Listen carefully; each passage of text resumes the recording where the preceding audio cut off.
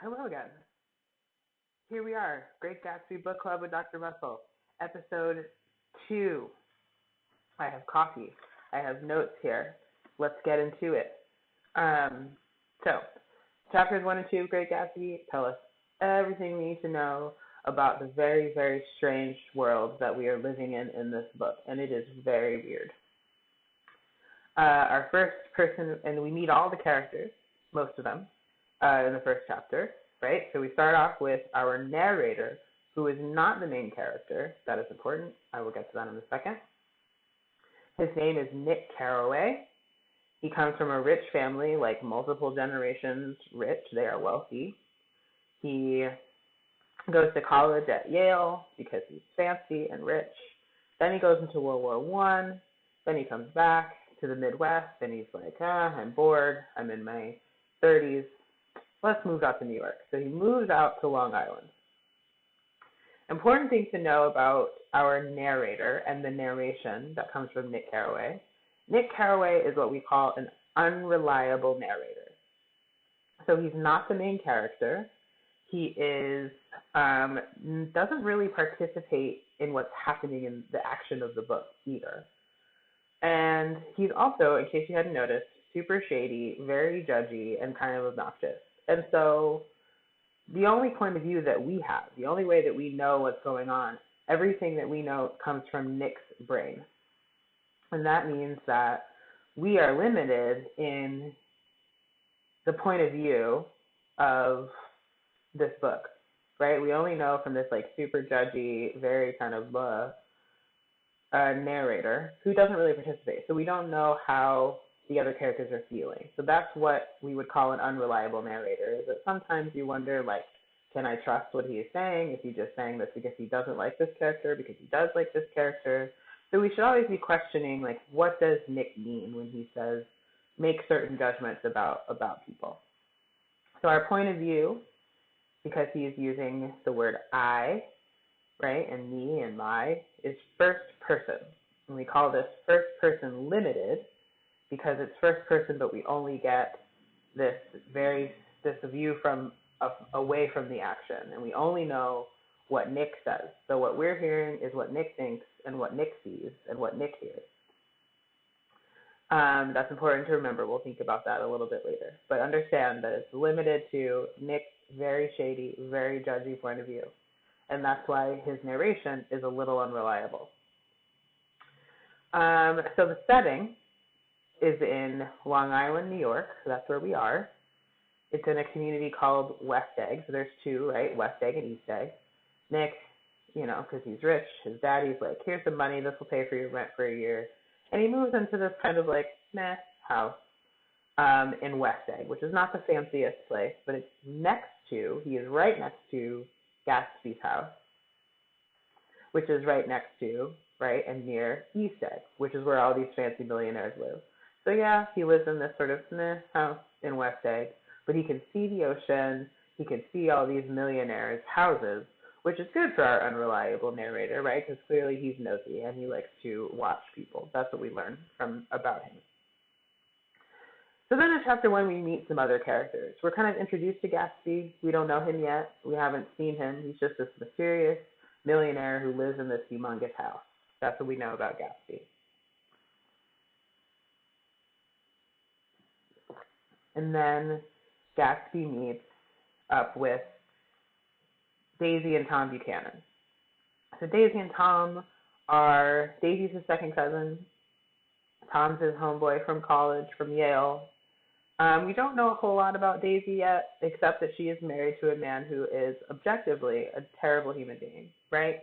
He is this sort of very burly, manly man. He is cheating on her with this mistress who has the audacity to call, like the side piece is calling during dinner. He like wasn't even there when their baby was born. And then on top of all that, he's racist. Like Tom's terrible. He sucks. That's my official, Dr. Russell's official opinion about Tom. And then we also meet Jordan Baker. Jordan Baker is Daisy's friend.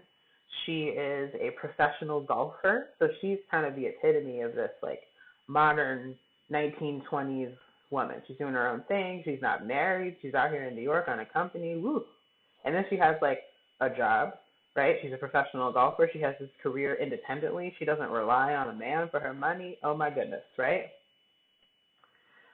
So that is, so chapter 1 is very slow. F. Scott Fitzgerald, who wrote The Great Gatsby, talks a lot about setting, right? He wants to set up this whole thing about where we are. So we kind of hear Nick's observations about all these characters, but as you're reading independently, the things that I've mentioned to you are the kind of things that you want to be thinking about and taking note of, right?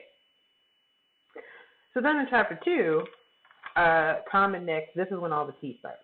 Chapter 1 is a little slow, it's boring, here's where we are, it's West Egg, I'm Nick, this is Tom, this is Daisy, blah, blah, blah.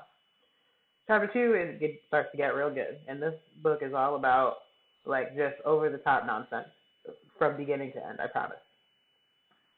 So Tom and Nick go to meet the mistress, which is real bold. Her name is Myrtle Wilson. Nick kind of describes her as she's sort of slim thick, right? She's in her mid-30s. She's not like super cute, but you know, she's got a great personality. That's basically what Nick says. But remember, unreliable narrator. So she might be beautiful, we don't know. So she's married to this man who owns a garage, which is basically like where you get your cars fixed, because remember, everybody has cars now. But so basically they're like, you know, they're middle class, comfortably, but like it's not a glamorous job or life, versus Tom Buchanan, who's like super rich and like rides horses and he's so fancy. So he's bringing Myrtle into this whole new life. So then they have this like little party. So he also has like a side piece apartment. This is like rich people stuff, right? That I have a side piece and a whole apartment in New York, in Manhattan, specifically so that I can kick it with my side piece whenever I feel like it. And when I'm trying to save her from her husband. Because remember, she lives over a garage with her husband, but she has this fancy apartment. It's not really super fancy, but like she has an apartment, like a place to meet with her side piece as well. Like the things that they do in this book are ridiculous, and you should judge them as such. So this party, which seems, you know, not like a whole lot's happening. The conversation's sort of hard to follow, and it's just they're kind of talking about a lot of fancy stuff. But the point of this party, this is why the party matters, is because it teaches us the sort of social, political context of this world that we're in, that is the world of Great Gatsby, right? And we learn that there are levels, like these people are very interested in status. So all this conversation is them just trying to one-up each other to see who can be fancier or richer or whatever. And it's interesting for Myrtle, right, because Myrtle doesn't live this life, only when she's with Tom. So Nick notices that while she's this kind of like modest but personable woman when she's in this garage, and then all of a sudden she turns into this like hoity-toity fancy hostess with servants and all of this stuff when she's in this apartment with Tom, who is her side piece, like just to be clear. So everyone is trying to assert how above everyone else they are. It's literally like the 1920s version of like Instagram in real life, right? So everyone's putting on a show on Instagram. Think about like an Instagram influencer. Imagine if you got all of those people in one community and that's where they lived, and then they threw a party. Like this party would be it. So they're all drinking, and everybody is just like, well, I did this, and I'm so fancy, and I did that.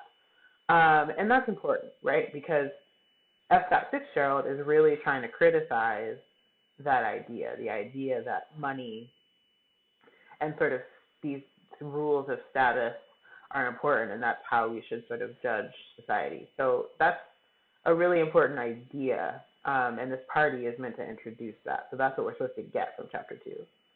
And then, in case you were not convinced that Tom Buchanan is a terrible human being, he punches his mistress in the nose for bringing up his wife. I'm going to repeat that in case you did not catch how completely ridiculous that is. He punches his mistress in the nose for bringing up his wife, who we all know he's married to. Nick made it very clear that everybody knows he is married to Daisy and cheating on her, which is already terrible. And he doesn't want to hear the obvious truth about his life, and so he breaks this woman's nose, and that's kind of how we ends chapter 2, which is a real dose of reality, right? That, we're having this fancy party and everyone is sort of performing or putting on airs or whatever about how they're supposed to be, but the like sobering reality of it is that this guy is still an abusive jerk, even amidst all of that. And so that's why it causes Nick to have these feelings of like he likes it. He's very interested because he keeps hanging out with these people and like getting drunk with them, and drinking all their free prohibition liquor for free. Mm-mm.